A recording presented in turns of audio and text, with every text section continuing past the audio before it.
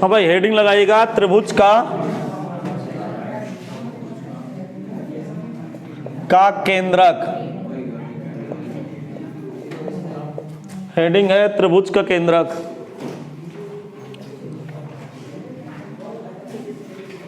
लिख गया?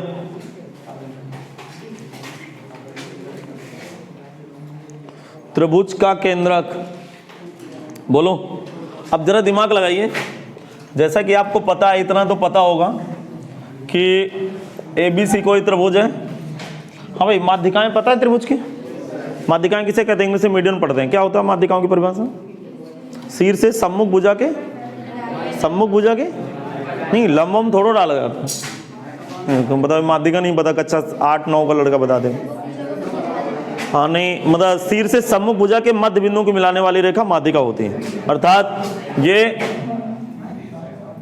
ये माध्यिका हो गई AD, ये D मध्य बिंदु भाई, E मध्य बिंदु है, और ये F है, ये DEF मध्य बिंदु है भाई। चित्र बनाइए। चित्र बनाते समय एक चीज का ध्यान रखना है कि DEF मध्य बिंदु है। दिख नहीं रहा है क्या मध्य बिंदु? दोबारा बना दो चित्र। चलो दिख रहा है, ये थोड़ा सा नीचे हो गया। अच्छा शांत रहिए।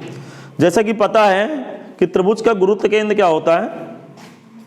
तीनों माध्यिकाओं का कटान बिंदु होता है, जिसे G से व्यक्त करते हैं। ध्यान से सुनिएगा। G त्रिभुज का गुरुत्व केंद्र है, जो तीनों माध्यिकाओं का कटान बिंदु होता है। अर्थात ABC कोई त्रिभुज है, ABC कोई त्रिभुज है जिसकी माध्यिकाएं AD BE, जिसकी माध्यिकाएं AD BE CF है, तथा तीनों माध्यिकाओं का प्रतिच्छेद बिंदु G है, जो प्रत्येक माध्यिका को 2 अनुपात 1 में विभाजित करता है। इतना पता है कि नहीं पता? त्रिभुज का गुरुत्व केंद्र प्रत्येक माध्यिका को 2 अनुपात 1 में विभाजित करता है। ऊपर से मतलब शीर्ष अनुपात 2 रहता है, आधार से अनुपात 1 रहता है। ध्यान सुनना, AG अनुपात GD बराबर 2 अनुपात 1, BG अनुपात GE, यानी BG अनुपात G 2 अनुपात 1। इधर से रेशियो 2, उधर से रेशियो 1। शीर्ष से रेशियो 2 रहता है अनुपात, आधार से 1। आप पहली बार पढ़ रहे हो क्या? पहली बार पढ़े तो फिर समय याद दिला दो। दिमाग लगाइए। ये इसकी माध्यिका है, याद आया कि नहीं? और ये गुरुत्व केंद्र, तो ये अनुपात 2 होता है, 1 होता है। अर्थात ये पूरे माध्यिका का 2/3 है। 2/3 का मतलब समझ रहे हैं? ये AG की वैल्यू, जरा ध्यान सुनिए, AD है थोड़ी देर के लिए, B है C है, अभी समझाता हूं। जो AG की वैल्यू होगी वो 2/3 AD होगी। अर्थात जो त्रिभुज का गुरुत्व केंद्र होता है वो अपने माध्यिका का शीर्ष से 2/3 होता है। 2/3 का मतलब नहीं समझ रहे? ठीक है। और आधार से गुरुत्व केंद्र की दूरी, आधार से गुरुत्व केंद्र की जो दूरी DG होती है वो 1/3 AD होती है। जब इन दोनों को जोड़ दूंगा तो AG और GD जरा जोड़ के देखिए तो 3/3 AD आ गया। इसका मतलब AG धन DG जोड़ेंगे, AG धन DG तो AD बराबर नहीं बैठ जाएगा। इसी तरह जरा दिमाग लगाइए, BG का अनुपात, BG 2/3 होगा, 2/3 B का 2/3 नहीं है समझ। और G 1/3 B, समझ में नहीं आ रहा क्या? इस तरह CG बताओ 2/3 CF, मतलब CF जिस माध्यिका गुरुत्व केंद्र जिस माध्यिका के ऊपर स्थित है उस माध्यिका का शीर्ष से 2/3 और आधार से 1/3 होता है। समझ में आ गया? फिर ध्यान सुनिए। गुरुत्व केंद्र क्या होता है? तीनों माध्यिकाओं का कटान बिंदु क्या होता है? कोई पूछे माध्यिका क्या है तो शीर्ष से सम्मुख भुजा के मध्य बिंदु को मिलाने वाली रेखा माध्यिका। जहां पे तीनों माध्यिकाएं एक दूसरे को काटती हैं वो त्रिभुज का गुरुत्व केंद्र। दूसरी पहचान, त्रिभुज का गुरुत्व केंद्र प्रत्येक माध्यिका को 2 अनुपात 1 में विभाजित करता है। शीर्ष से अनुपात 2, आधार से 1। लिखेंगे संलग्न चित्र में ABC कोई त्रिभुज है। संलग्न चित्र में ABC कोई त्रिभुज है। संलग्न चित्र में ABC कोई त्रिभुज है। संलग्न चित्र में ABC कोई त्रिभुज है। ABC कोई त्रिभुज है जिसकी माध्यिकाएं AD BE CF है, जिसकी माध्यिकाएं AD, BE, CF है, जिसकी माध्यिकाएं AD BE CF है, AD BE CF है, तथा बिंदु G त्रिभुज का गुरुत्व केंद्र है, तथा बिंदु G त्रिभुज का गुरुत्व केंद्र है, तथा बिंदु G त्रिभुज का गुरुत्व केंद्र है, तथा बिंदु G त्रिभुज का गुरुत्व केंद्र है, जो प्रत्येक माध्यिका को 2 अनुपात 1 में विभाजित करता है। जो प्रत्येक माध्यिका को 2 अनुपात 1 में विभाजित करता है। जो प्रत्येक माध्यिका को 2:1 में विभाजित करता है, जो प्रत्येक माध्यिका को 2:1 में विभाजित करता है, जो प्रत्येक माध्यिका को 2:1 में विभाजित करता है। क्या आगे बढ़ाऊं भाई? अच्छा, त्रिभुज के शीर्षों के निर्देशांक मान लेंगे x1, y1, z1, इसको मानूंगा x2, y2, z2, इसको क्या मानूंगा x3, y3, z3। दर्शा लीजिए चित्र में, भी मान लेते हैं तुरंत। मान लीजिए फिर बताते हैं।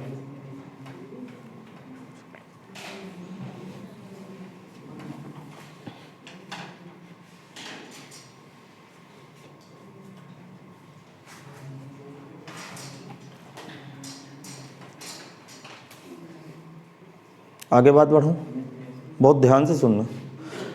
देखो, मान लेंगे माना त्रिभुज के शीर्षों के निर्देशांक, लिख लीजिए थोड़ा सा फिर करते हैं। माना त्रिभुज के शीर्षों के निर्देशांक x1, y1, z1 और x2, y2, z2 और x3, y3, z3, जैसे चित्र में वैसे मान लीजिए। माना त्रिभुज के तीनों शीर्षों के निर्देशांक, माना त्रिभुज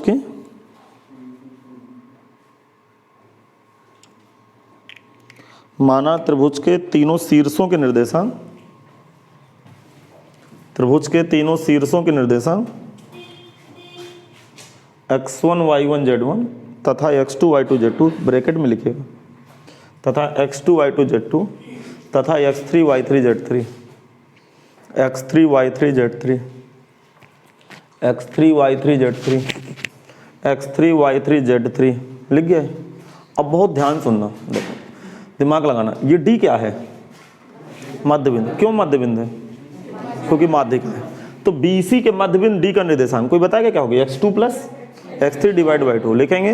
BC, भुजा BC के मध्य बिंदु D का निर्देशांक, भुजा BC के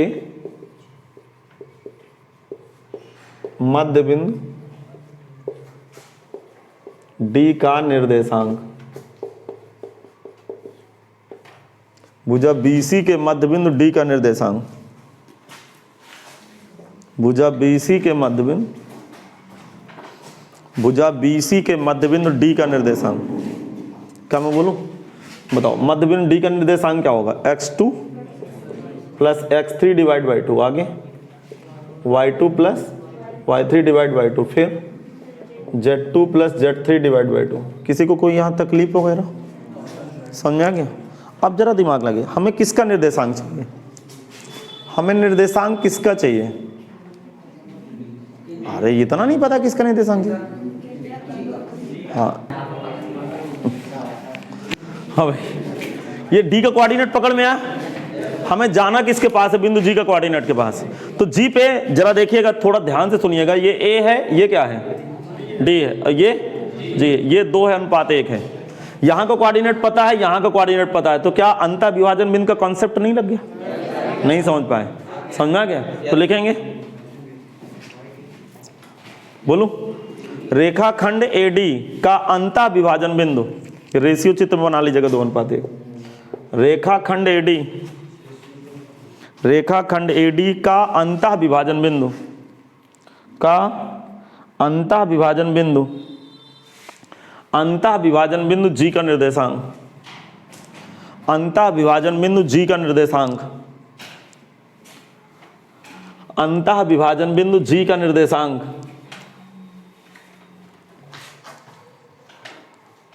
अंतः विभाजन बिंदु G का निर्देशांक। क्या मैं अपनी बात रखूं? बहुत ध्यान सुनना। देखो, बिंदु G का निर्देशांक ज्ञात करने के लिए हम लोग क्या करेंगे? देखो, यहाँ का कोऑर्डिनेट तो आपको पता है, 2 गुणे, अरे 2 गुणे यहाँ का कोऑर्डिनेट, अरे कहाँ है आप? तो 2 में इसका गुणा होगा। बहुत ध्यान सुनना, जैसे 2 में गुणा होगा, इसे ब्रैकेट लगा रहा हूँ, तो 2 गुणे इसके निर्देशांक क्या हो गए? x2 plus x3 divide by 2। नहीं आया समझ? अब प्लस प्लस ये 1 का गुणा होगा m2, अरे ये m2, और ये प्लस का x1, clear? Divide by ratio कितना? 2:1, 3 का भाग हो गया। समझ में नहीं आया क्या? नहीं आया समझ? हाँ, ये m1 x2 और x2 को मतलब ये पूरा कोऑर्डिनेट आ गया होगा समझ? अच्छा, सिमिलर इसी तरह जरा समझिएगा, तो समझ में आ गया होगा। 2 क्या आएगा? y2 plus y3 divide by 2 plus का y1 डिवाइड बाई 3, यहाँ कितना होगा 2, z2 plus z3 divide by 2 plus का z1 डिवाइड बाई 3।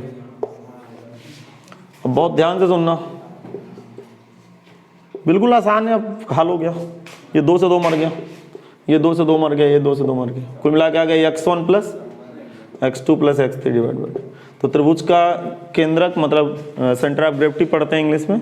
कभी भी त्रिभुज के सेंटर या सेंटर ऑफ ग्रेविटी के गुरुत्व केंद्र के निर्देशांक चाहिए तो तीनों भुज जोड़ के 3 का भाग दे देंगे, मतलब एक्स एच का कोऑर्डिनेट जोड़ के 3 का भाग कर देंगे, फिर वाई एच का कोऑर्डिनेट जोड़ के 3 का भाग कर देंगे,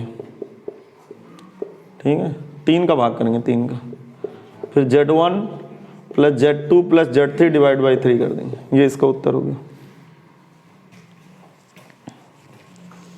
तो ये त्रिभुज के गुरुत्व केंद्र का निर्देशांक आ गया भाई। चलिए अगला क्वेश्चन देखते हैं। विविध प्रश्नावली में जो 4-5 क्वेश्चन बाकी हैं उनको फिनिश कर देते हैं। उदाहरण लगाएंगे आप लोग, कोई बताने लायक है? बने कुछ नहीं बने, सारे बन गए, कुछ हो गया नहीं इस पे? जिस तरह एक्सरसाइज में क्वेश्चन होंगे उसी तरह उदाहरण के क्वेश्चन होंगे। सेम।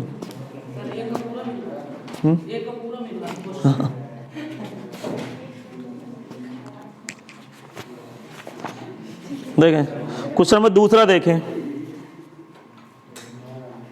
दूसरा कह रहा है दिया गया बिंदु PQR संरेख है, संरेख है, अरे क्या बोल रहा हूं मैं, तीसरा विविध प्रश्नावली करना ना भाई। हाँ, एक त्रिभुज ABC के शीर्षों के निर्देशांक किसके हैं? तो माध्यिकाओं की लंबाइयां ज्ञात कीजिए। तो त्रिभुज की माध्यिकाओं की लंबाइयां ज्ञात कीजिए। लिखेंगे ज्ञात है त्रिभुज के शीर्ष, ज्ञात है त्रिभुज के शीर्ष मतलब वर्टिक्स ज्ञात है। क्या क्या वर्टिक्स है? बिंदु A का कोऑर्डिनेट देखना, बिंदु A का कोऑर्डिनेट 0, 0, 6, फिर बिंदु B का कोऑर्डिनेट 0, 4, 0, फिर बिंदु C का कोऑर्डिनेट 6, 0, 0,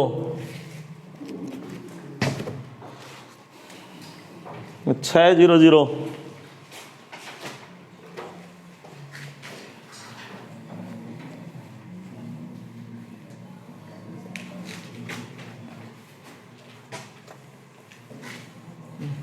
करा। इस त्रिभुज की माध्यिकाओं की लंबाइयां ज्ञात कीजिए। चलिए चित्र बनाइए।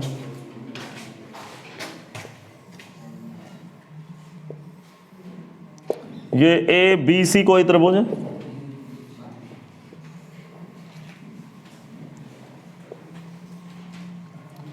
जिसकी ये माध्यिकाएं हैं AD, B और ये CF, 3 माध्यिकाएं हैं। तीनों की लंबाइयां ज्ञात करनी भाई। त्रिभुज में 3 माध्यिकाएं होती हैं जिनकी मुझे तीनों की लंबाइयां चाहिए भाई। 0, 4, 0 और इसके बाद 6, 0, 0।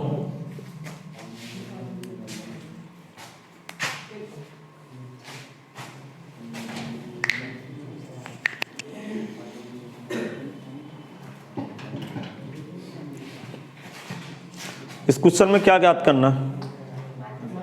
तीनों माध्यिकाओं की लंबाइयां। तो मैं बिंदु D का कोऑर्डिनेट ज्ञात कर रहा हूँ, डिस्टेंस फार्मूला लगा दूं तो AD आ जाएगा, नहीं आ समझ। फिर E का कोऑर्डिनेट ज्ञात करूंगा। E का कोऑर्डिनेट कैसे पाऊंगा? AC का मध्य बिंदु E का निर्देशांक, और BC के मध्य बिंदु D का निर्देशांक, AB का मध्य बिंदु F का निर्देशांक। ये क्योंकि माध्यिकाएं हैं तो मध्य बिंदु होगा भाई। फिर इसके बाद डिस्टेंस फार्मूला लगा के AD, B, CF ज्ञात करके क्वेश्चन को खत्म कर दूं। क्या समझ में आ गया? संलग्न चित्र में ABC कोई त्रिभुज है, संलग्न चित्र में ABC कोई त्रिभुज है, संलग्न चित्र में ABC कोई त्रिभुज है जिसकी माध्यिकाएं AD, BE, CF है। संलग्न चित्र में ABC कोई त्रिभुज है, संलग्न चित्र में ABC कोई त्रिभुज है जिसकी माध्यिकाएं AD, BE, CF हैं, जिसकी माध्यिकाएं AD, BE, CF है। लग गया? जिनकी लंबाइयां हमें ज्ञात करनी, जिनकी लंबाइयां हमें ज्ञात करनी है, जिनकी लंबाइयां हमें ज्ञात करनी है, जिनकी लंबाइयां हमें ज्ञात करनी है। लिख गए भाई? क्या लिखे हैं? जिनकी लंबाइयां हमें ज्ञात करनी। अब आगे समझा रहा हूं, बहुत ध्यान से सुनना भाई। देखो अब क्या करेंगे हम लोग, लिखेंगे भुजा BC के मध्य बिंदु D का निर्देशांक। भुजा BC के मध्य बिंदु D का निर्देशांक,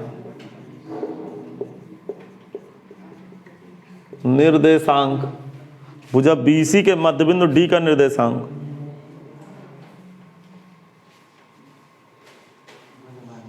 भुजा BC के मध्य बिंदु D का निर्देशांक, बोलो बताओ क्या होगा निर्देशांक, जल्दी बोल दें। 0 + 6/2 तो 6/2, 4/2 और 0/2 तो 0 ही होगा। कितना आएगा? 3 2 0। क्यों भाई नहीं है सुन? हाँ तो यहाँ कोऑर्डिनेट बन गए 3 2 0। माध्यिका AD की लंबाई लिखेंगे, माध्यिका AD की लंबाई ज्ञात कर लेते हैं अब इसको। माध्यिका AD की लंबाई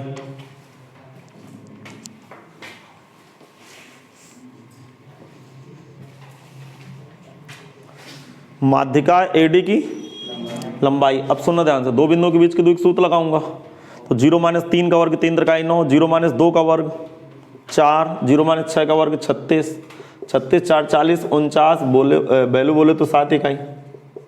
एक उत्तर तो ये आ गया भाई, ये उत्तर 7 इकाई आ गया। ये भाई आंसर 7 इकाई आ गया। इतना तो सबको समझ में आ गया होगा, नहीं आया समझ? आ गया। अब इसी प्रकार लिखेंगे भुजा AC के मध्य बिंदु E का निर्देशांक, भुजा AC लिखेंगे सब लोग, भुजा AC के मध्य बिंदु E का निर्देशांक, बोलिए निर्देशांक इसका भरें जरा। 0 का मत 6/2 मतलब 6/2, 0/2 + 6/2, 3 0 3। यहाँ कोऑर्डिनेट बैठ गया 3 0 3, 3 0 3 आ गया। सही आ रहा है सुन? लिखेंगे माध्यिका BE की लंबाई, माध्यिका BE की लंबाई, माध्यिका BE की लंबाई। तो जब माध्यिका BE की लंबाई करेंगे तो BE बराबर ये BE,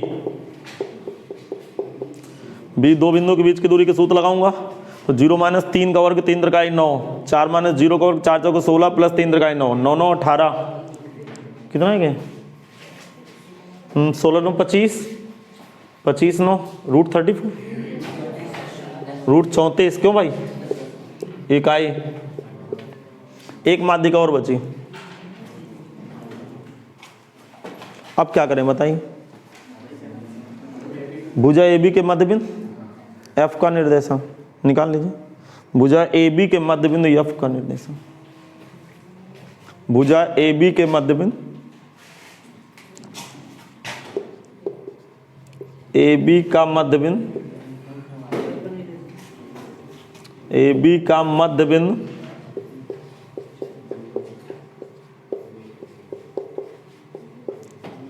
F का निर्देशांक,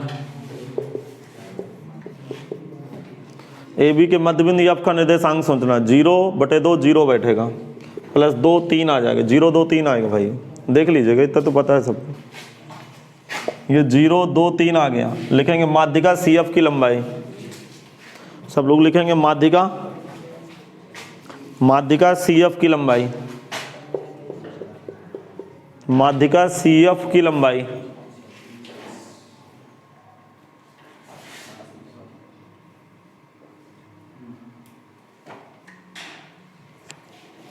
कोई प्रॉब्लम? समझ में आ गया? अब माध्यिका जब CF की लंबाई ज्ञात करेंगे तो दो बिंदुओं के बीच की दूरी के सूत्र लगाएं। हाँ तो CF की लंबाई ज्ञात करेंगे 6 - 0 का वर्ग 36, 0 - 2 का वर्ग 4 + 3 3 9, 36 4 40, फिर 7 इकाई। आंसर मिलाइए। अगला क्वेश्चन है।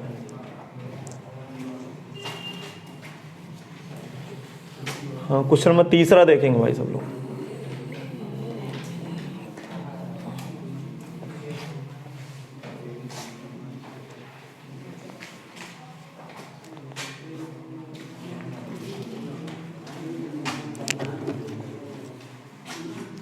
क्वेश्चन नंबर 3 क्वेश्चन समझिएगा, पी क्यू आर का केंद्रक मूल बिंदु है, बात समझिएगा। त्रिभुज का केंद्रक कहाँ पे है? मूल बिंदु पर, और शीर्षों के निर्देशांक इतने इतने इतने हैं, तो पी का मान ज्ञात कीजिए। अभी सब कुछ समझाता हूँ, मतलब एबीसी का मान ज्ञात करें। लिखेंगे ज्ञात है त्रिभुज पी क्यू आर के शीर्ष, ज्ञात है त्रिभुज पी क्यू आर के शीर्ष। बिंदु पी का कोऑर्डिनेट क्या है? 2a 2,6। बिंदु क्यू का कोऑर्डिनेट -4 3b -10। बिंदु आर का कोऑर्डिनेट 8 14 2c। अब सुने आगे की कहानी।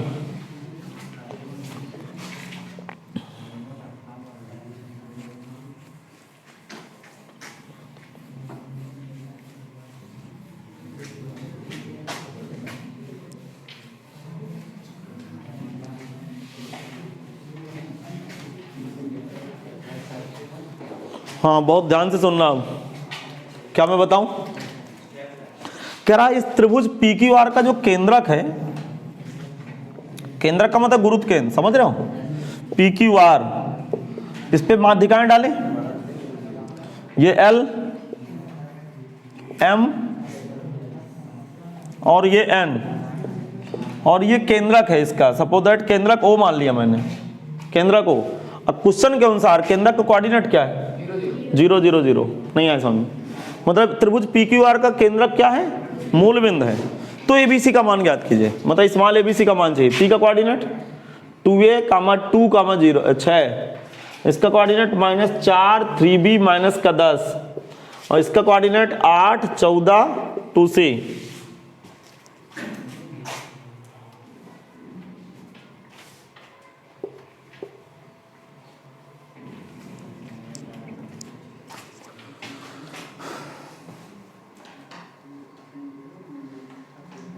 आगे समझ। अब देखो सवाल को कैसे लगाएंगे, कोई किसी को कुछ आइडिया बोल? मतलब केंद्र का कोऑर्डिनेट भर ले। अभी अभी समझाएं, त्रिभुज के केंद्र का निर्देशांक x1 plus x2 plus x3 divide by 3, comma y1 y2 y1 plus y2 plus y3 divide by 3, comma z1 plus z2 plus z3 divide by 3। तो केंद्र का कोऑर्डिनेट आ जाएगा। उधर केंद्र का कोऑर्डिनेट क्या दिए? 0 0। आपस में तुलना करा के एबीसी का मान पकड़ना। क्या समझाएंगे? लिखेंगे हम जानते हैं त्रिभुज के केंद्रक का निर्देशांक, हम जानते हैं त्रिभुज के केंद्रक का निर्देशांक, हम जानते हैं त्रिभुज के केंद्रक का निर्देशांक,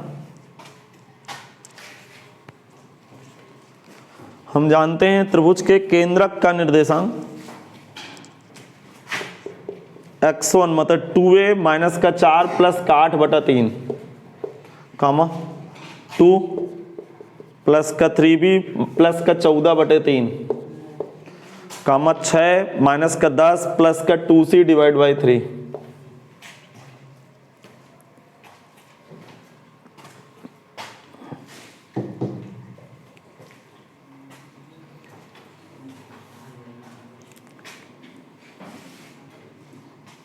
आगे समझा।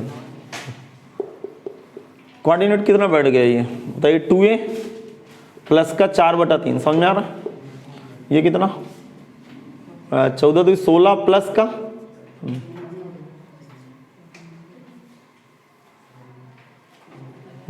16 प्लस का 3b डिवाइड बाई 3, ये माइनस का 4 प्लस का 2c डिवाइड बाई 3। क्या समझ में आ गया? अब देखो त्रिभुज का केंद्रक दिया क्या है? त्रिभुज का केंद्रक 0 0। तो प्रश्नानुसार दोनों को बराबर कर दे। लिखेंगे प्रश्नानुसार,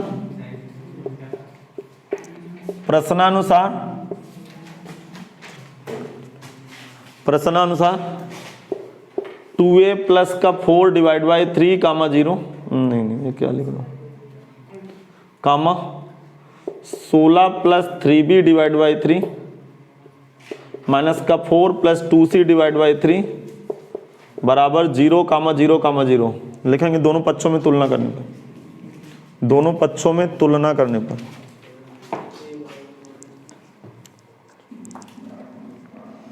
दोनों पक्षों में तुलना करने पर, जब दोनों पक्षों में कंपेयर कराऊंगा जरा सुनना। 2a प्लस का 4 divide by 3 equal to 0, it implies that 2a plus 4, इधर देखेंगे 2a प्लस का 4 बराबर 0 या a बराबर -2, a और -2 आ गया भाई। आगे समझो। और 16 प्लस 3b डिवाइड बाई 3 बराबर 0, it implies that 16 plus 3b बराबर 0, इट इम्प्लाइज दैट b बराबर माइनस का 16/3। और तीसरा कोऑर्डिनेट पकड़ो। तीसरा कोऑर्डिनेट क्या, -4 प्लस 2c डिवाइड बाई 3 बराबर 0, -4 प्लस 2c बराबर 0, c बराबर 2। ये c बराबर 2 आ गया भाई।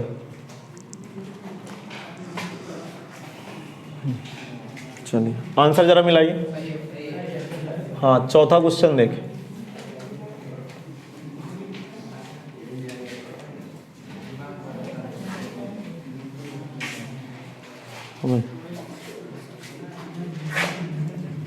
क्वेश्चन नंबर 4 देखें।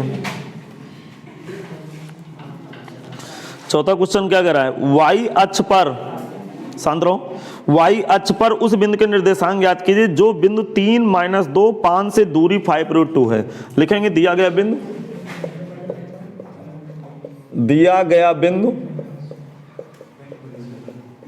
दिया गया बिंदु P और कोऑर्डिनेट क्या है 3 - 2 5, 3 - 2 5 से दूरी 5√2 है।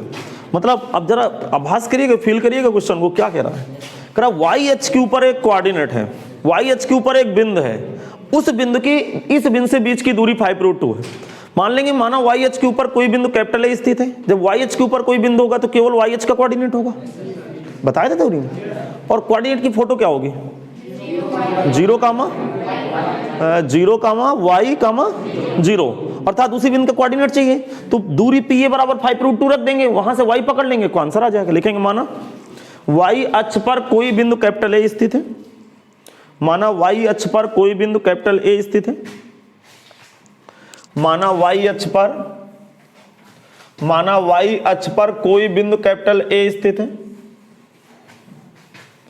माना y अक्ष पर कोई बिंदु, माना y अक्ष पर कोई बिंदु कैपिटल ए स्थित है जिसके निर्देशांक,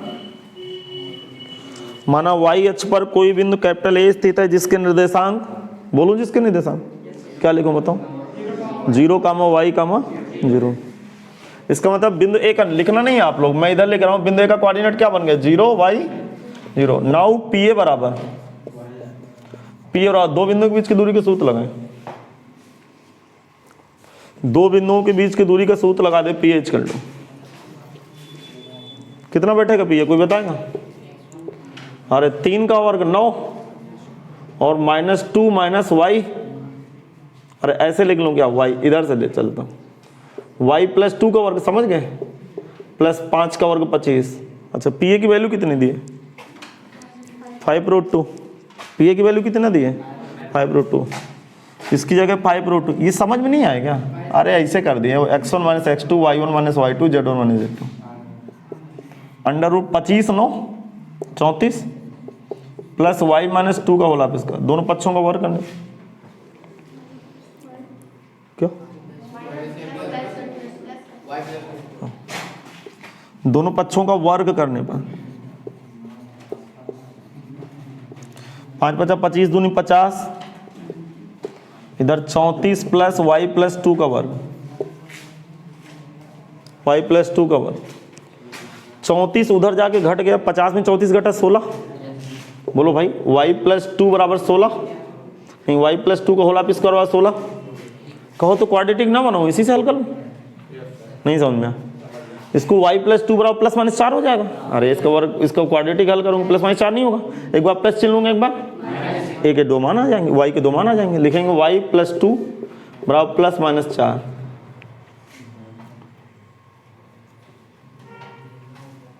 बोलो प्लस चिन्ह लेने पर y + 2 बराबर 4, इट इम्प्लाइज दैट y बराबर +2। फिर लिखेंगे माइनस चिन्ह लेने पर माइनस चिन्ह लेने पर, माइनस चिन्ह लेने पर, समझ रहे हैं भाई? जैसे हम लोग माइनस चिन्ह लेंगे,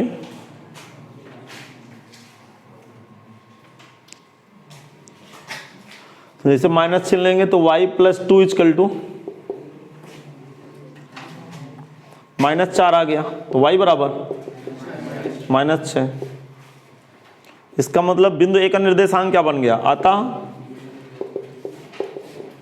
बिंदु ए का निर्देशांक, लिखेंगे अतः बिंदु ए का निर्देशांक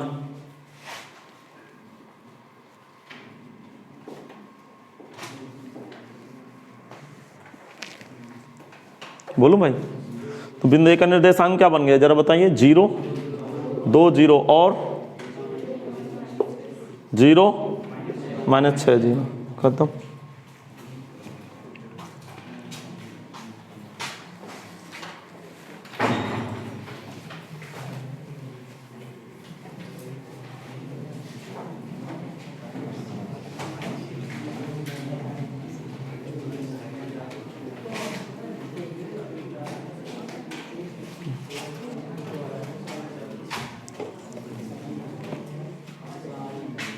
आगे बढ़ा दूं गाड़ी? क्वेश्चन नंबर 5 देखें। आंसर मिला? ये डबल आंसर आ रहा है, डबल आंसर आ, देखेंगे, शांत रहें। बिंदु P और Q को मिलाने वाली रेखाखंड पर स्थित बिंदु R का x अक्ष का निर्देशांक 4 है। समझ में आ गया? तो R का मान ज्ञात कीजिए। अभी समझाता हूं। देखो, दिए गए बिंदु पर है, लिखेंगे दिए गए बिंदु 2 - 3 गामा 4, फिर बिंदु Q का कोऑर्डिनेट है, बिंदु Q का कोऑर्डिनेट है 8 0 10। इन दोनों बिंदुओं को मिलाने वाली रेखाखंड बिंदु R पर विभाजित करती है, मतलब अंतः विभाजन करती है। ये PQ को मिलाने वाली रेखाखंड R अंतः विभाजन करती है, और जो अंतः विभाजन बिंदु है, जरा दिमाग लगाइए, 2 - 3 गामा 4 है, इसका कोऑर्डिनेट है 8 0 10। अरे सुन रहे हैं आप लोग? ये कंप्लीट कर लीजिए फिर बता दो।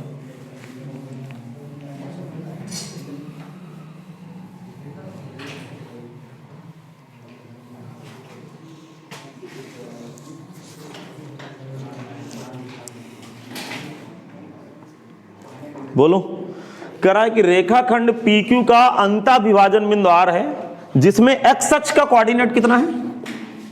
4। लिखा पढ़िए ना, कह रहा है कि जिसमें x अक्ष का कोऑर्डिनेट 4 है, बाकी y अक्ष का कोऑर्डिनेट y और z, तो R का कोऑर्डिनेट चाहिए। तो हम करेंगे क्या, जरा दिमाग लगाइए। मैं इसका कोऑर्डिनेट लेके आऊंगा, अर्थात अंतः विभाजन बिंदु का कोऑर्डिनेट लेके आऊंगा, और उस कोऑर्डिनेट किसके बराबर रख दूंगा? नहीं समझ पाए? आगे सुन। तो अब ये बिंदु R का कोऑर्डिनेट लाने के लिए रेशियो चाहिए, किस अनुपात में काटता है? तो जब भी रेशियो ना पता हो तो आप लोग क्या मानेंगे? क्या अनुपात? ये के अनुपात एक ही मान के सवाल को लगाएंगे तो बहुत आसान रहता है। दूसरा मानेंगे तो दोनों भी गड़बड़ हो जाएगा, दूसरा भी अनुपात अननोन हो जाएगा, अज्ञात हो जाएगा, तो दिक्कत खड़ी हो जाएगी। माना? समझ में नहीं आया? माना रेखाखंड PQ को बिंदु R, माना रेखाखंड PQ, माना रेखाखंड PQ को बिंदु R, रेखाखंड PQ को बिंदु R के अनुपात 1 में विभाजित करता है, के अनुपात 1 में, के अनुपात 1 में विभाजित करता है, के अनुपात 1 में विभाजित करता है, के अनुपात 1 में विभाजित करता है, के अनुपात 1 में विभाजित करता है। समझ में आ गया? लिखेंगे अंतः विभाजन बिंदु R का निर्देशांक। अरे निकालना है ना, उसके लिए पहले निकालेंगे, बाद में इसके बराबर रखेंगे। अरे दिया तो है, कहाँ दिया? अरे संकेत से क्या मतलब यार, कोऑर्डिनेट निकालो।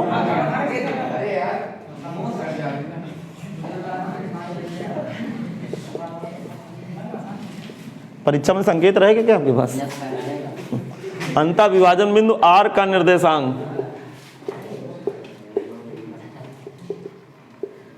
तो निर्देशांक भरिए। चलिए 8k प्लस का 2 डिवाइड बाई k प्लस 1। अगला देखो, इसका गुणा इसके साथ 0 -3 अपान k प्लस 1, फिर 10k plus 4 divide by k plus 1, 10k plus 4 divide by k plus 1।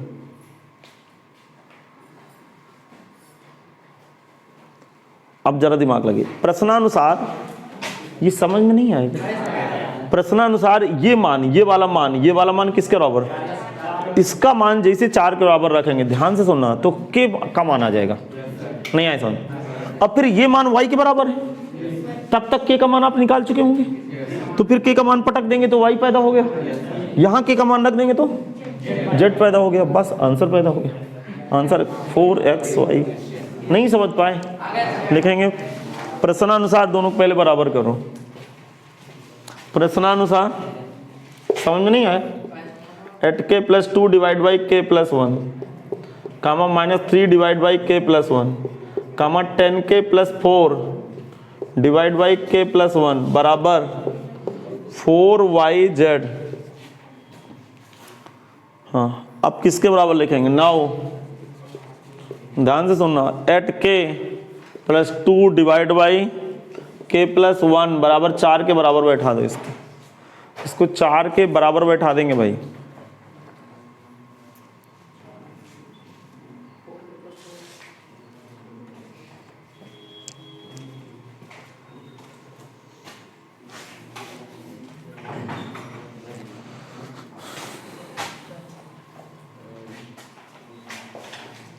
बोलो, एट k प्लस 2 बराबर 4k प्लस 4 या 4k बराबर 2, k बराबर 1/2। समझ में आ गया?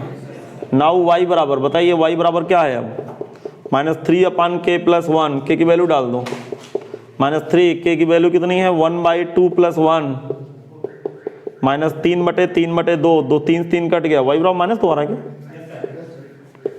y बराबर -2 आ गया, y की वैल्यू -2 आ गई भाई।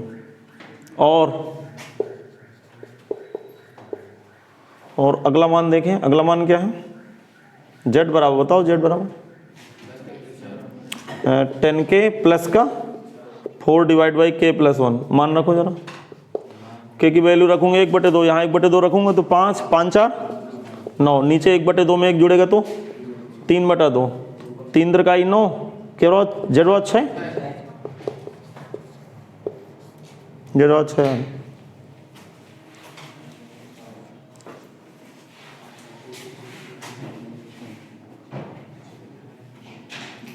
हाँ भाई, समझ में आ रहा है कि नहीं आ रहा? लिखेंगे अंतः विभाजन बिंदु R का निर्देशांक क्या बनेगा? R का निर्देशांक 4 2 नहीं 4 -2 और प्लस 6। लिखेंगे अंतः विभाजन बिंदु R का निर्देशांक, अंतः विभाजन बिंदु R का निर्देशांक, यहाँ उत्तर लिख रहा हूँ भाई, R का निर्देशांक 4 -2 6। जरा आंसर मिलाइए।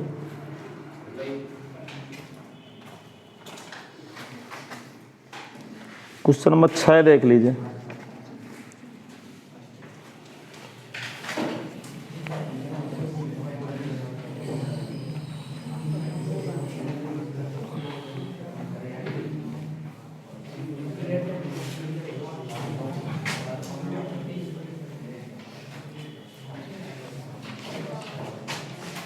हाँ भाई, क्वेश्चन नंबर 6 देखें क्या है। छठवां क्वेश्चन जरा समझेंगे। बिंदु ए और बी के निर्देशांक दिए, चर बिंदु P निर्मित समुच्चय के संबंधित समीकरण pa² प्लस pb² बराबर k² है। तो मतलब संबंधित समीकरण ज्ञात करना। अभी समझाता हूँ। देखो, दिए गए बिंदु पर है, दिए गए बिंदु, अरे पिछले एक्सरसाइज में इस तरह का एक सवाल था। फिर बिंदु बी का कोऑर्डिनेट सोचें, -1 3 7 नहीं -7 है, ठीक है भाई।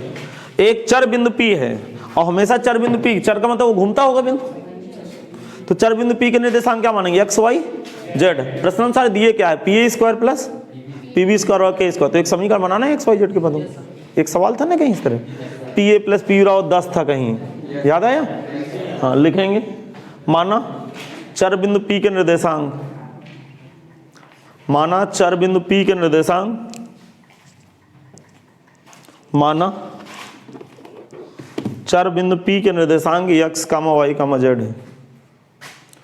माना चर बिंदु P के निर्देशांक x, y, z है। लिख गया कि निर्देशांक x, y, z है। देखो नाउ PA बराबर, जरा PA ज्ञात कर लीजिए फिर देखते हैं ये सभी होगा। PA बराबर x, y, z माने तो x माइनस 3 का वर्ग प्लस y माइनस 4 का वर्ग प्लस z माइनस 5 का वर्ग। इसी प्रकार PB बराबर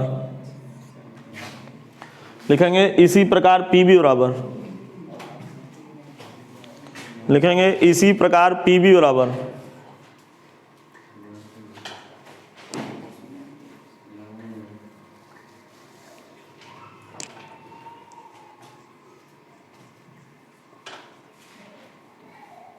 अपनी बात रखो।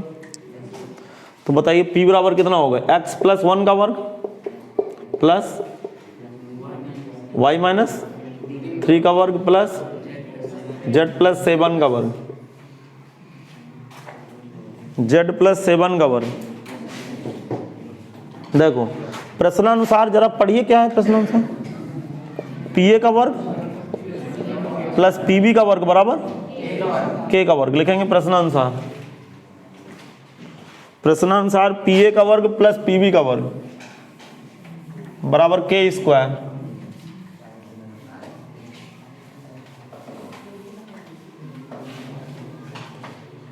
हाँ PA का वर्ग प्लस PB का वर्ग, PA का वर्ग डालिए तो कितना हो गया, x माइनस 3 का वर्ग, y माइनस 4 का वर्ग, z माइनस 5 का वर्ग प्लस PB का वर्ग।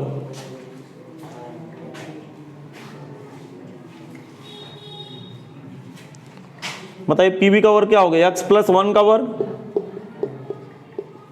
y माइनस 3 का वर्ग, z प्लस 7 का वर्ग बराबर K स्क्वायर।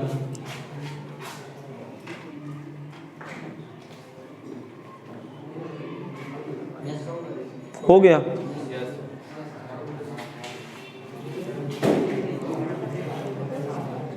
क्या हाँ होलाप स्क्वायर खोल दो, होलाप स्क्वायर खोल दो, शायद कुछ कट वट जाए। कटे वटेगा नहीं, X square Y square Z square तो जुड़ जाएंगे। एक्स स्क्वायर प्लस 9 माइनस का 6x, वाई स्क्वायर प्लस 4 चौको 16 minus 8y, Z square plus 25 minus का 10z,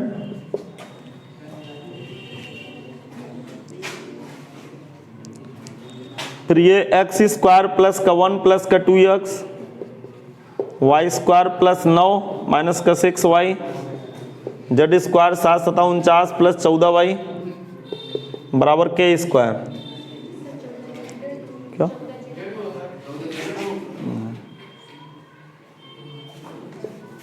चलो जोड़ना शुरू करो। 2x स्क्वायर, 2 बार x स्क्वायर है, 2 बार y स्क्वायर है, 2 बार z स्क्वायर है। इतना तो पागल से पागल आदमी को दिख गया भाई, मतलब इतना तो सबको दिख गया। आप बिना पागल वाले ढूंढे भाई। x वाला पद देख लो, ये x वाला पद देखो,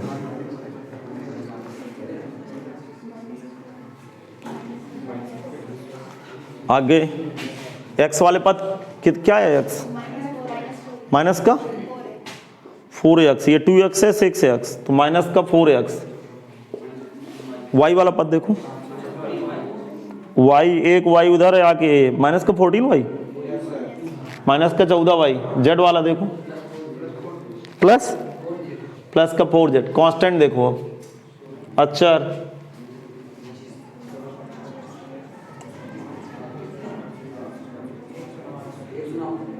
कितना प्लस का माइनस का 109 बराबर K स्क्वायर।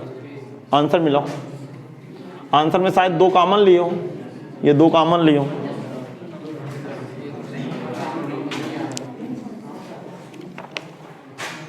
मिला है कोई आंसर? हाँ वही कह रहा हूँ।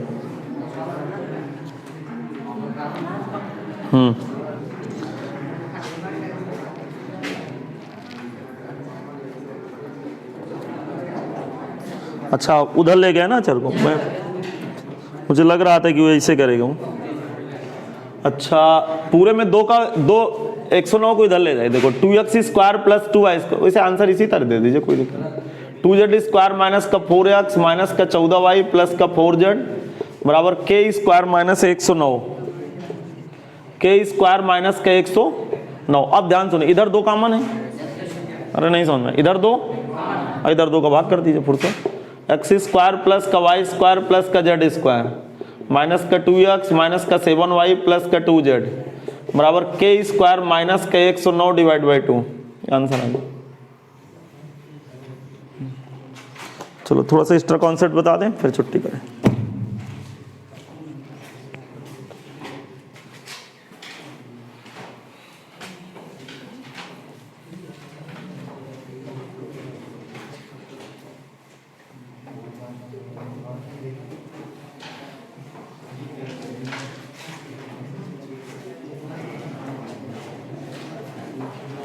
हाँ भाई लगाओ हेडिंग, हेडिंग लगाएंगे सांको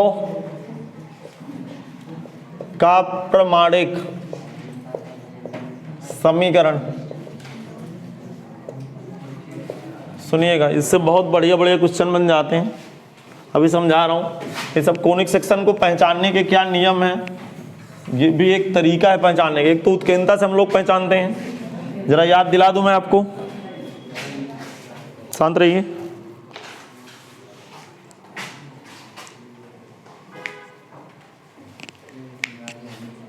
बताओ अच्छी तरह सुनिएगा, वृत्त में उत्केंद्रता ई का मान नहीं पता, लिखाया हूं। वृत्त में उत्केंद्रता ई का मान 0, 1 से कम कहाँ होती है वृत्त में उत्केंद्रता का मान।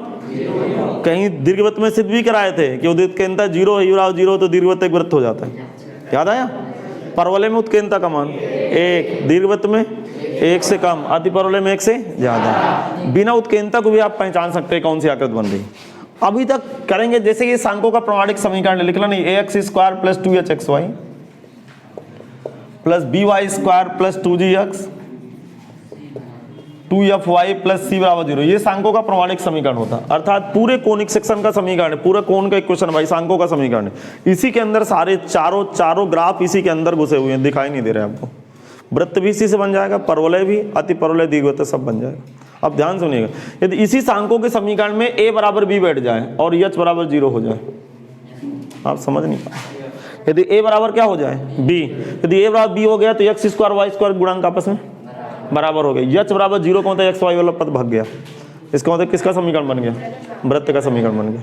यदि सांको के समीकरण में a बराबर b h बराबर 0 हो जाए तो सांको वृत्त निरूपित करने लगेगा। यदि इसी समीकरण में h स्क्वायर बराबर ए बी हो जाए, क्या हो जाए, h स्क्वायर ए बी हो जाए, h स्क्वायर का मान किसके बराबर बैठ जाए, ए बी के बराबर बैठ जाए, तो कह देंगे कि परवलय बन गया। समझ में आ गया, आते हैं ऐसे क्वेश्चन। यदि h स्क्वायर का मान छोटा हो किससे, ए बी, तो दीर्घवृत्त बना लेगा। यदि h स्क्वायर का मान ए बी से क्या हो, देखो कोई लंबी चौड़ी बात नहीं, ध्यान से सुनिएगा। जो भी एक सांको दे देगा, जैसे सपोज दैट एक सांको दे दिया 2x स्क्वायर प्लस 4xy अब प्लस का 3y स्क्वायर प्लस का 5x प्लस का 6y माइनस का 10 बराबर 0, और करा इस सांको के केंद्र नाभ नीता फलाना ठिकाना ज्ञात करो। तो उसने पता ही नहीं है यार कि साला दीर्घवृत्त बन रहा है, परवलय बन रहा है, परवलय बन रहा है। जब कुछ बनेगा तब तो मैं ज्ञात करूंगा। नहीं समझे आप। अभी तक हम किस कैटेगरी के सवाल कराते थे कि फलाने परवलय का शीर्ष ज्ञात करो, हाँ इसका दीर्घवृत्त का ये ज्ञात करो। तो पहचान तो ऑलरेडी देता, अब वो पहचान छुपा लेगा। वो कहेगा नहीं भैया, पहले तो आप सांको को पहचानो कि ये किस तरह का सांको है। तो सबसे पहले इससे कंपेयर कर देंगे। जैसे इससे कंपेयर करेंगे तो a बराबर 2, एक्स वाई का गुणांक देखो, एक्स वाई का गुणांक, एक्स वाई का गुणांक 2 भी आजा नशा किए हैं क्या। एक्स वाई का गुणांक 2h, यहाँ एक्स वाई गुणांक 4, तो h बराबर 2। समझ में आ रहा, h बराबर 2, b बराबर, बस 3 मान चाहिए, बाकी मान ही नहीं चाहिए। फिर ध्यान कान खोल के सुनिएगा, 3 मान चाहिए, a h b। समझ में नहीं आया। अब इसके बाद आप h स्क्वायर ज्ञात करेंगे। यदि a और b बराबर हो तो भाई वृत्त की सीन आने लगेगी, लेकिन वृत्त तो है नहीं यहाँ। h स्क्वायर बराबर 2 गुणे 2, अरे 2 का वर्ग 4, फिर a b 2 गुणे 3 6। बताइए कौन सा कॉन्सेप्ट बैठा, h स्क्वायर बराबर b नहीं बैठा। h स्क्वायर छोटा है किससे, ए बी से, तो h स्क्वायर छोटा है, दीर्घवृत्त बना लिए। नहीं आया समझ, इसका मतलब कौन सी आकृति बन गई, दीर्घ वृत्त बन गई। और यही यदि एच स्क्वायर का मान, ये एच स्क्वायर बड़ा हो जाता किससे, ए बी से, तो क्या बनता, अतिपरवलय। अर्थात जब तक सांकों की पहचान ना दिए हो तो कोई बड़ी बात नहीं भाई, आप इससे कंपेयर करके 3 मान पकड़ेंगे ए बी एच के, और यदि एच स्क्वायर बराबर ए बी है तो दुनिया वाले को बता देंगे परवलय बन रहा है भाई, नहीं है समझ। यदि एच स्क्वायर छोटा है ए बी से तो बता देंगे दीर्घ वृत्त बन रहा है, यदि एच स्क्वायर बड़ा है ए बी से तो अतिपरवलय बन रहा है। यदि ए और बी आपस में क्या है, बराबर है, और उसी समय साइमल्टेनियस है, जिस समय ए और बी बराबर है उसी समय एच का मान 0 है, तो हम बता देंगे वृत्त। समझ में आ गया। हेडिंग के नीचे लिखेंगे सांकों का प्रमाणिक समीकरण या सांकों का मानक समीकरण, लिखेंगे सांकों का मानक समीकरण, सांकों का मानक समीकरण, मानक समीकरण लिखा है आपके सामने, a x square comma 2 plus 2h x y plus b y square plus 2gx 2fy plus c बराबर 0 होता है।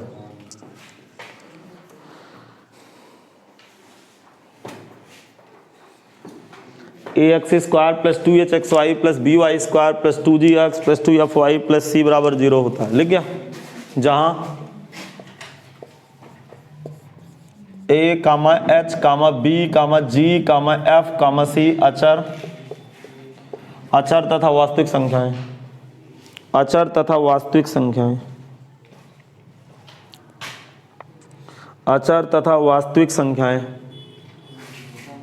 अचर तथा वास्तविक संख्याएं,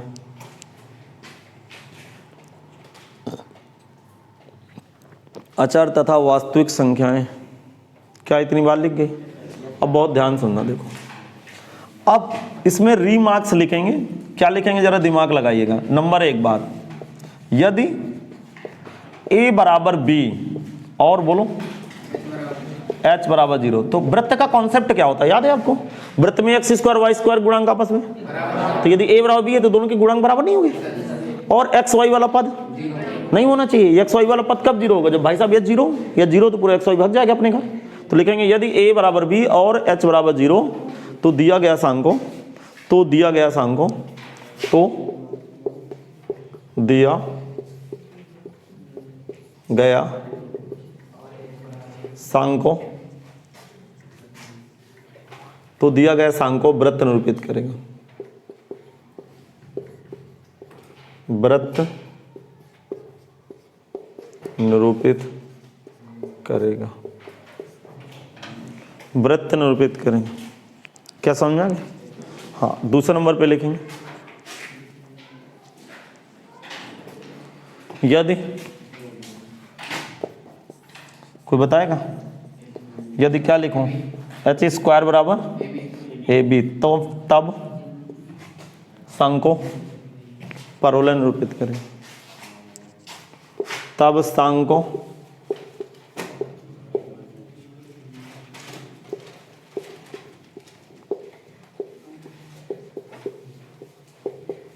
निरूपित करेगा। अगले नंबर में, तीसरे नंबर में, यदि बोलो जरा, H square less than A B, तब सांको दीर्घ वृत्त निरूपित करेंगे। अच्छा, आसान है ना समझना?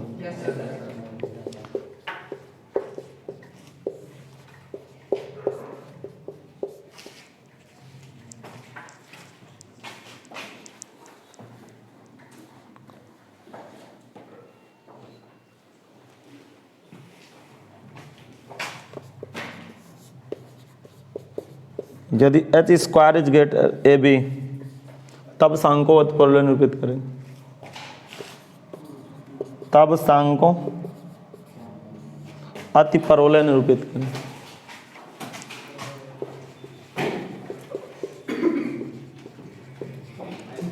अतिपरवलय निरूपित करेगा, तब सांको अतिपरवलय निरूपित करेगा। एक क्वेश्चन लिखें,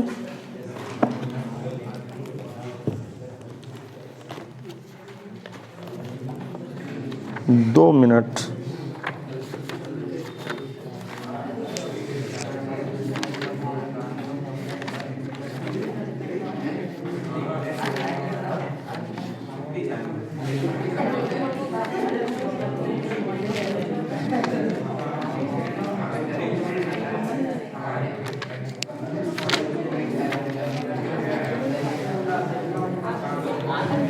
लिखेंगे, बोलो। हाँ हेडिंग लिखेगा वक्र, अरे क्वेश्चन लिखो, क्या कर रहे हो यार। वक्र 7x स्क्वायर नहीं 7y square, 7y square minus का 9x स्क्वायर प्लस का 54x माइनस का 28y माइनस 116 बराबर 0 की उत्केंद्रता ज्ञात करें। की उत्केंद्रता ज्ञात कीजिए, की उत्केंद्रता ज्ञात कीजिए। हाँ भाई इसकी उत्केंद्रता बनानी, की उत्केंद्रता ज्ञात कीजिए। हाँ भाई समझ पा रहे हो। देखो अब एक शब्द लिखा है कि इस वक्र की उत्केंद्रता ज्ञात करें। अरे भाई सुनिए, समय को मेरा खराब करा रहे हैं। तो पहले वक्र की पहचान करेंगे, नहीं आए समझ। ये वृत्त तो है नहीं, वृत्त होता तो ए और बी के गुणांक बराबर होते हैं। अरे ये एक्स स्क्वायर वाई स्क्वायर के गुणांक आपस में क्या होते हैं, एक्स, वृत्त तो है नहीं ये। अच्छा इसकी सीन दिख रही है कि अतप्रलय बनेगा लगभग लगभग, क्योंकि एक्स स्क्वायर वाई स्क्वायर के बीच का चिन्ह माइनस है, दीर्घवृत्त में बीच का चिन्ह प्लस होता है। लेकिन एकदम सेवर नहीं कह सकते, इसलिए चेक करेंगे इसको। जैसे चेक करेंगे तो दिया गया वक्र का समीकरण माइनस 9x स्क्वायर प्लस का 7y स्क्वायर प्लस का 54x माइनस का 28y माइनस का 116 बराबर 0, इसको समीकरण नंबर 1 कर दें।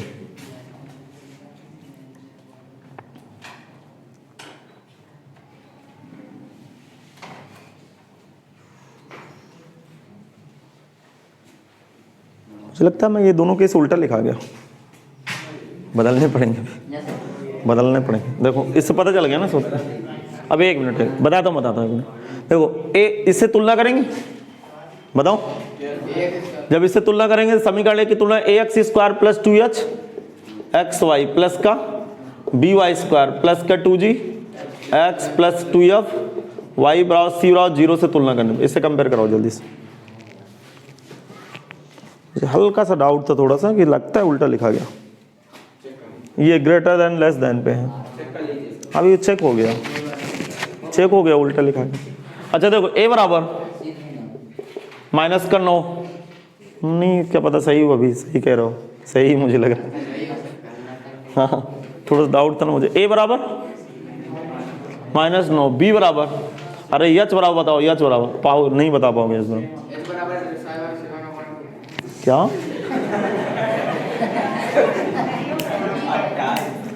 छोटे बच्चे खेल नहीं खेलते, तोता उड़ मैना उड़ भैंस उड़, भैंस उड़ा दी।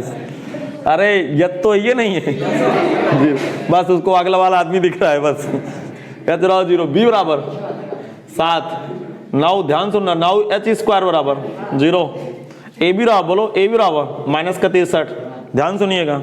ये कॉन्सेप्ट सही है भाई, कोई गलत नहीं है कॉन्सेप्ट। देखो जरा दिमाग लगाइए, एच स्क्वायर का मान 0 है और ए बी का मान 0 बड़ा होता है कि माइनस 63, 0 बड़ा होता है, अर्थात ये वाला कॉन्सेप्ट लग गया नीचे वाला। अरे समझ नहीं पाए क्या, लिखेंगे कारण चूंकि H square is greater A B, इसलिए दिया गया वक्र एक अतिपरवलय निरूपित करेंगे। क्योंकि H square is greater A B, इसलिए दिया गया वक्र, इसलिए दिया गया वक्र एक अतिपरवलय निरूपित करेगा। अब देखो, अब इसको अतिपरवलय बना के इसको समीकरण का हिसाब किताब लगाएं भाई। अब बहुत ध्यान से सुनना, इधर देखें, इसमें x में क्वाड्रेटिक है और y में, दोनों में क्वाड्रेटिक है। और ध्यान सुनो, माइनस का 9x स्क्वायर और प्लस का 54x, एक उसमें एक ब्रैकेट में लिख लूं, प्लस ध्यान से सुनना भाई, ठीक, 7y स्क्वायर माइनस का 28y एक साथ लिख लो बराबर 116 इधर ले आऊं। अब इतना तो पता चल गया भाई अतिपरवलय है। अब इसका अतिपरवलय का मानक रूप बना के इसकी उत्केंद्रता निकालूं।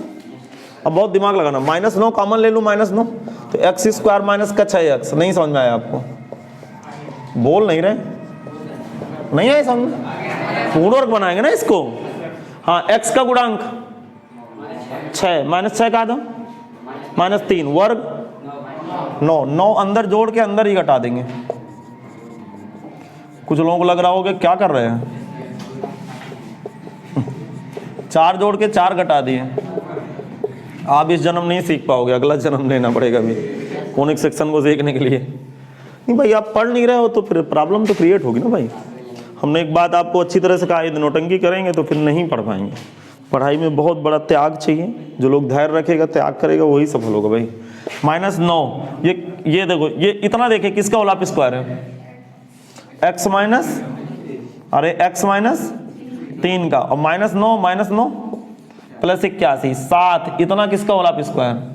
y -2 का, -28 बराबर 116। अब ध्यान से सुनेंगे, देखो एक बात तो क्लियर है, y स्क्वायर पॉजिटिव, अरे ये पूरा पॉजिटिव और ये नेगेटिव, अतिपौले का दूसरा रूप।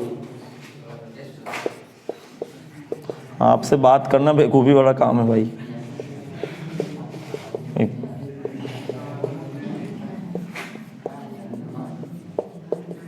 नहीं है समझ में? जोड़िए जरा, 116 128, 116 प्लस 28 144, नहीं 8 14 2 144, क्यों भाई 144, ये 7 कहाँ है? तो 9 है ना यार, नहीं ये 7 ही है, हाँ 7 है ना यार। ये 81 का हमने ख्याल नहीं किया क्या? अरे इसको कहाँ ले गए 81 को? इधर -81 लाओ। अरे 144 में 81 घटाइए जरा, कितना आएगा बोले?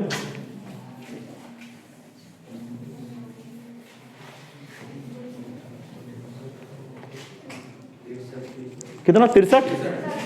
तो 63 आ गया। 7y -2 का होल स्क्वायर -9x -3 का होल स्क्वायर और 63। मानक रूप बनाने के लिए 63 का भाग y -2 का whole square divide by 9, x -3 का होल स्क्वायर डिवाइड बाई 7 बराबर 1। सबको पता है कैपिटल Y स्क्वायर बटे 9, कैपिटल X स्क्वायर बटे 7 बराबर 1। समी का नंबर 1 लगा लो इसको।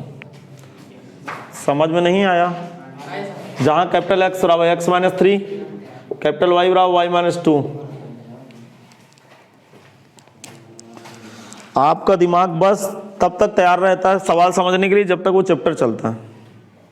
चैप्टर बदला, आपका दिमाग बदला, फिर बैक गियर लगा के सवाल कराओ, फंस जाते हो। देखो दिमाग लगाना, अतपोले का कौन सा रूप?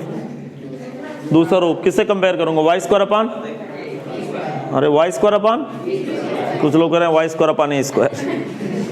समीकरण एक तुलना y square upon b square minus capital X square upon a square equal to 1 से करने पर, इससे कंपेयर करें भाई। हाँ जल्दी से कंपेयर करके उसके अंदर बताइए।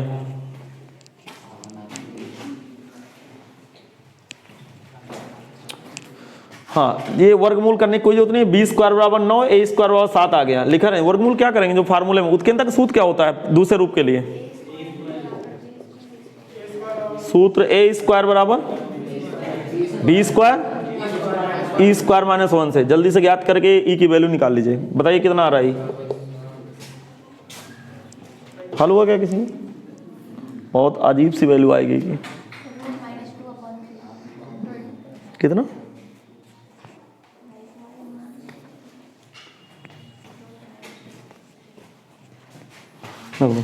ए स्क्वायर की जगह 9, नहीं ए स्क्वायर की जगह 7, बी स्क्वायर की जगह 9 और ये ई स्क्वायर -1। मैं हल कर रहा हूं इधर तो। 7 बटे 9 बराबर ई स्क्वायर -1, तो ई स्क्वायर बराबर 7 बटे 9 प्लस 1 ई स्क्वायर, 9 7 16, 16 बटे ई बराबर, हाँ पता नहीं कैसे बता रहे थे। ये 4 बटे 3 आ गया भाई।